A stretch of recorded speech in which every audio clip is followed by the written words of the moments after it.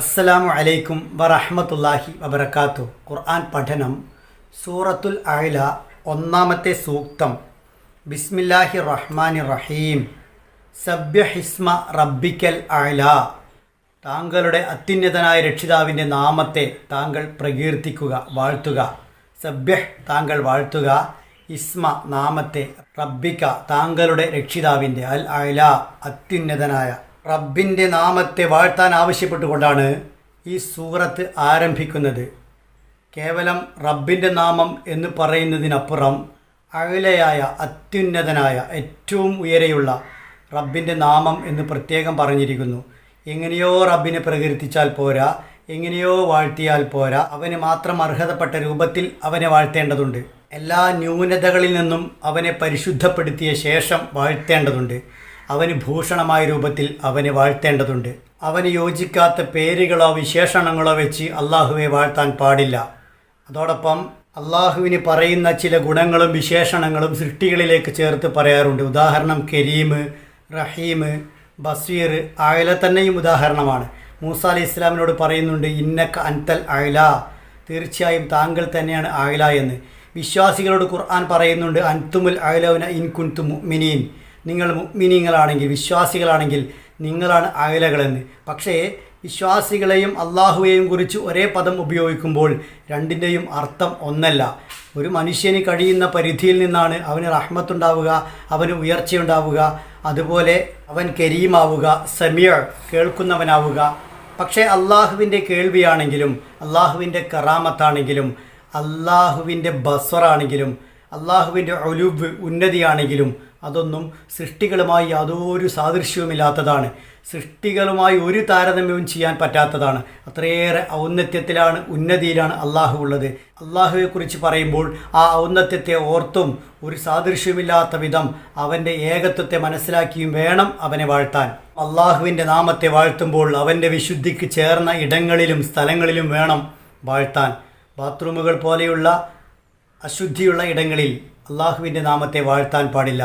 അതോടൊപ്പം ചിരിച്ച് കളിച്ച് രസിച്ച് ഉല്ലസിച്ച് പരിഹസിക്കുന്ന ഇടങ്ങളിൽ അള്ളാഹുവിൻ്റെ നാമത്തെ വാഴ്ത്താൻ പാടില്ല. അള്ളാഹുവിൻ്റെ നാമം കേട്ടാൽ ഗർവിഷ്ഠരാകുന്ന, ദേഷ്യം വരുന്ന, പുച്ഛിക്കുന്ന, നീരസത്തോടെ സമീപിക്കുന്ന ആളുകളുടെ മുന്നിൽ വെച്ചും അള്ളാഹുവിൻ്റെ നാമത്തെ വാഴ്ത്തി ആ നാമത്തെ ചെറുതാക്കാൻ പാടില്ല. ഇതെല്ലാം ശ്രദ്ധിക്കേണ്ട കാര്യമാണ്. അതോടൊപ്പം സബ്ബിഹിസ്മ റബ്ബിക്കൽ അഅല, അത്യുന്നതനായ നിൻ്റെ നാഥൻ്റെ നാമത്തെ നീ വാഴ്ത്തുക എന്ന ഈ സൂക്തത്തിൻ്റെ അടിസ്ഥാനത്തിലാണ് മഹാനായ റസൂലുള്ളാഹി സ്വല്ലല്ലാഹു അലൈഹി വസല്ലമ സുജൂദിൽ സുബ്ഹാന റബ്ബിയൽ അഅല എന്നു ചൊല്ലാൻ കൽപ്പിച്ചത്. ഇതുമായി ബന്ധപ്പെട്ട് മഹാനായ റസൂലുള്ളാഹി സ്വല്ലല്ലാഹു അലൈഹി വസല്ലമയിൽ നിന്നും ഒരു ഹദീസ് നമുക്ക് ഇങ്ങനെ കാണാം. ഇമാം അഹ്മദ്, ഇമാം അബൂദാവൂദ്, ഇമാം ഇബ്നു മാജ റഹിമഹുമുല്ലാ എല്ലാവരും ഉദ്ധരിച്ച ഉഖ്ബത്ത് ഇബ്നു ആമിർ റളിയല്ലാഹു അൻഹു പറഞ്ഞ ഷെയ്ഖ് നാസിറുദ്ദീൻ അൽബാനി റഹിമഹുല്ല അദ്ദേഹത്തിൻ്റെ സ്വഹീഹിൽ ചേർത്ത ഒരു ഹദീസ് ഇങ്ങനെയാണ്. ലമ്മാ നസലത്ത് ഫസബ്ബിഹ് ബിസ്മി റബ്ബിക്കൽ അലീം ഖാല റസൂലുള്ളാഹി സ്വല്ലല്ലാഹു അലൈഹി വസല്ലം ഇജ്അലുഹാ ഫീ റുകൂഇക്കും.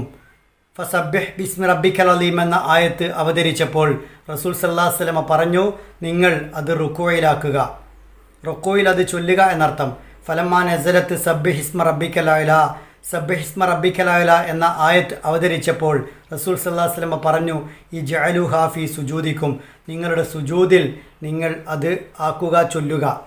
അഥവാ റുകൂഇൽ സുബ്ഹാന റബ്ബിയൽ അലീം വബിഹംദിഹി എന്നും സുജൂദിൽ സുബ്ഹാന റബ്ബിയൽ അഅല വബിഹംദിഹി എന്നും ചൊല്ലുന്നത് വിശുദ്ധ ഖുർആനിലെ രണ്ട് കൽപ്പനകൾ, ഒന്ന് സൂറത്തുൽ വാഖിയയിൽ, ഒന്ന് സൂറത്തുൽ അഅലയിൽ, അതിനോടുള്ള അനുസരണമാണ്.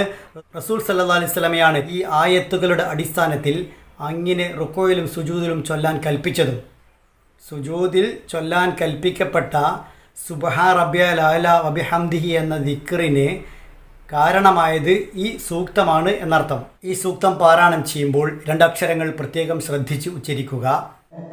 ഹ ഹ